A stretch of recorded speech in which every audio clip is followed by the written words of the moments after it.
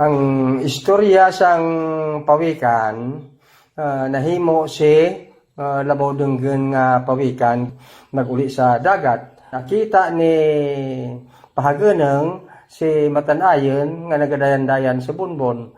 Gin panaoga ni Pahageneng kag pangaliyagan daad pero gin balabagan ni Paubari nga hindi nag-away sa ni Paubari.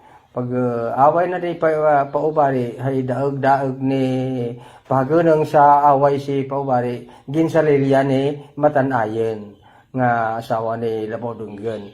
Di karon hay nakita ni Banog-Banog nga nag-aaway si nanay na gintugpuan ni Banog-Banog kag salilyan dumas nanay na sa pag-away. Naluoy mas si Matanayon, pero si Matanayon kinliwat na ilawas na kay makalimpong. Nahimo nga lalaki bago mag-away kay Pahageneng.